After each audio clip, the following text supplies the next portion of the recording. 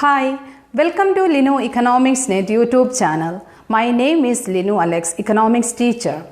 Today's video I am going to talk about the advantages and disadvantages of free trade for consumers, producers and the economy. Previous classes we learned different methods of protectionism and consequences of protectionism and its advantages. Now we can focus on the advantages and disadvantages of free trade for consumers, producers and the economy. To understand today's video well, it is better to watch the previous videos. Its link is in description box. Okay, let's start the class. What is meant by free trade? Do you have any idea? Free trade means the trade between countries without any form of trade restrictions such as tariff, quota, etc. If the countries are interested in free trade, they do free trade agreements. Free trade agreements are the agreements or treaties between two or more countries to encourage the international trade and removing the trade barriers. There are so many examples of free trade agreements. I'm sure you all have heard about it. Let's check some example. Number 1, European Union. European Union is a classical example of our free trade. All the countries what belong to European Union, they have absolutely free trade among the member countries. There is no import duties or any other trade restriction among the member countries.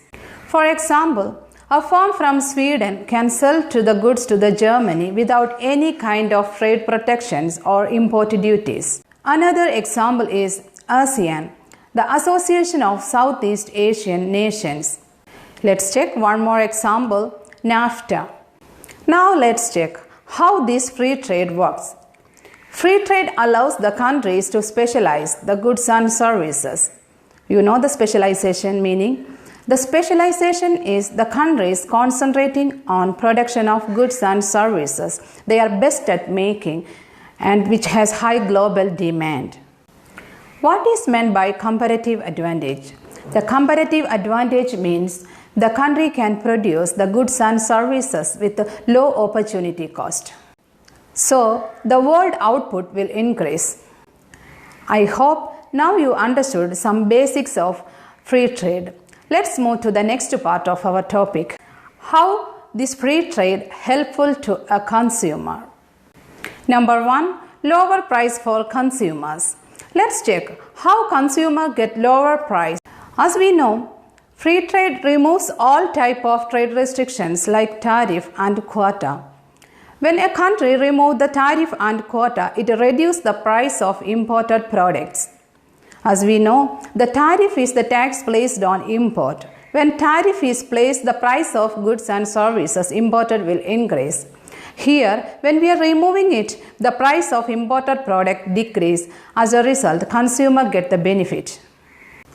Same like tariff, another example we can give quota. The quota means the country restricting the quantity of goods entering into a country. When the government remove the quota, as a result, more foreign goods will enter the domestic market. As a result, the supply of goods will rise in domestic market. When supply increase, the price of goods will fall. Let's move to the second reason of lower price.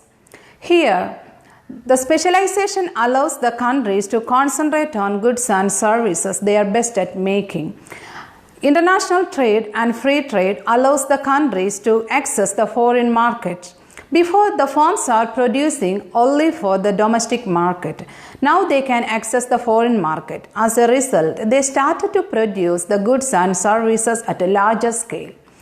When a firm started to producing at larger scale, they can enjoy the benefit of economies of scale. As a result, their cost of production is falling and they can sell the goods at lower price. So, the consumer get the goods and services with lower price. So, the consumer get the benefit of lower price. The third reason is the domestic firms faces high foreign competition in domestic market. As a result, they are unable to act as a monopoly. It reduces the monopoly power of the domestic market. It reduces the price. So, we discussed 3 reasons why consumers get lower price because of free trade. Number 1, the government removes tariff and quota. Next one, the country's domestic firms are getting economies of scale. The third one, the domestic monopoly will break down. Now, let's move to the next benefit for consumers, wider choice.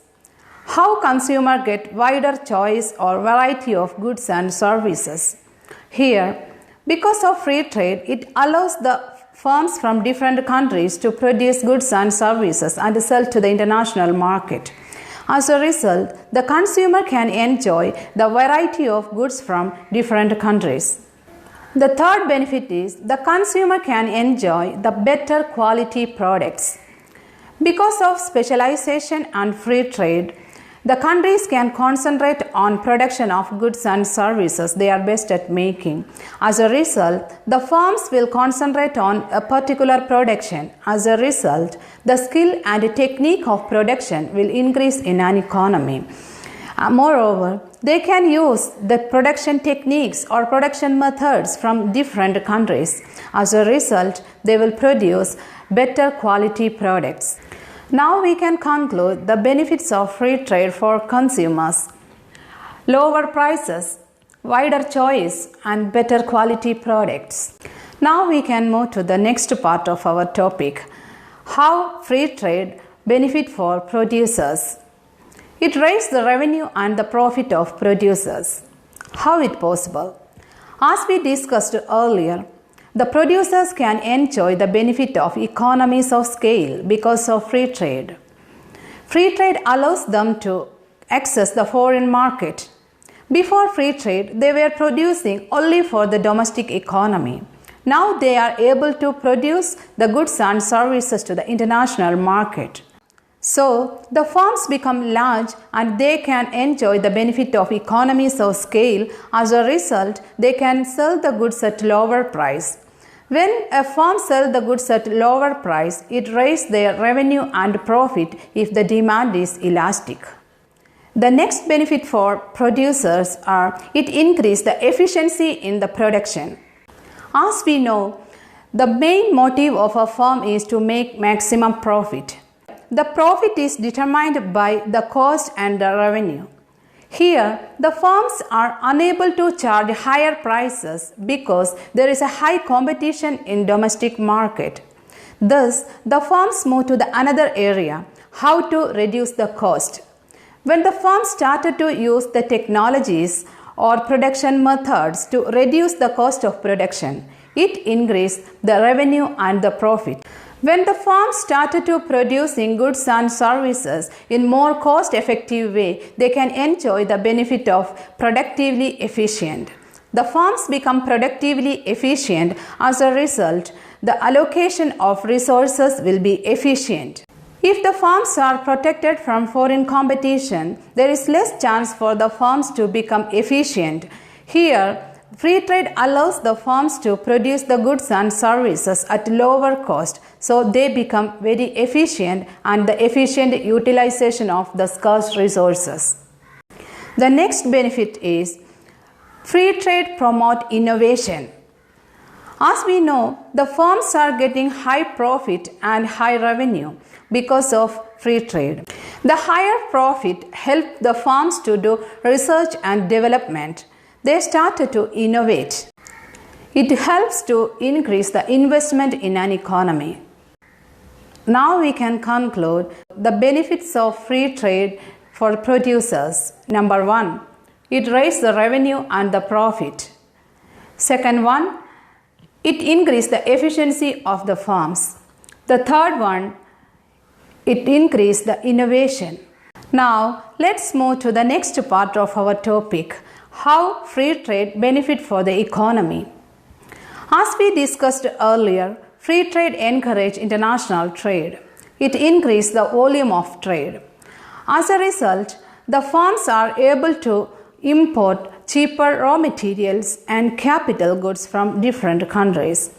So they are able to produce the goods and services at lower cost of production. It reduces the cost push inflation in an economy. Moreover, the free trade encourages competition. Competition reduces the price, so the country's inflation under control. Let's check the next point. Here, the firms are able to produce goods and services and sell to the international market. The export of the country will rise. As we know, export is the component of aggregate demand. When export rise means the revenue generated from export rise. As a result, the aggregate demand in an economy will rise. An increase in aggregate demand helps the country to increase the real output or economic growth. Economic growth means an increase in real GDP in an economy. Here, when the country's economic growth increase means it creates lot of employment opportunities in an economy. Because when there is economic growth, the demand for goods and services will increase. The demand for goods increase means the demand for labor will increase because the demand for labor is a derived demand. As a result, the employment would increase in an economy. When employment increase, it increases the income of the domestic citizen.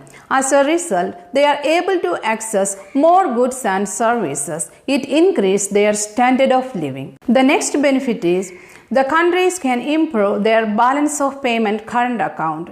Here, free trade allows the countries to specialize on goods and services they are best at making. As a result, the countries are concentrating on particular goods or services and they can export to the international market. If their exports are greater than the imports, their balance of payment current account would improve. Another point is free trade encourages international relations. If the countries are in free trade, it helps the countries to have a good international relations. Now we can move to the next part of our video, the disadvantages of free trade. There are a lot of arguments against free trade. Many economists, they are arguing for protectionism and they are against the free trade. Let's check some arguments. Number 1, infant industry argument. Next one, strategic industry argument. Third one, declining industry argument. Next one, to prevent dumping. Next one, to protect domestic employment. Next one, protect the domestic firms from unfair foreign competition. I already prepared a video regarding these points and I uploaded. You can check its link from the description box. The name, the reasons for protectionism. They are the disadvantages of free trade. Dear students, I hope you understood today's topic well. Please subscribe my YouTube channel and click the bell icon so you will get the notification when I upload new videos. If you have any questions regarding this topic or opinion or doubt, please mention it in the comment box. Thank you for watching my videos. Linu Economics Net YouTube channel.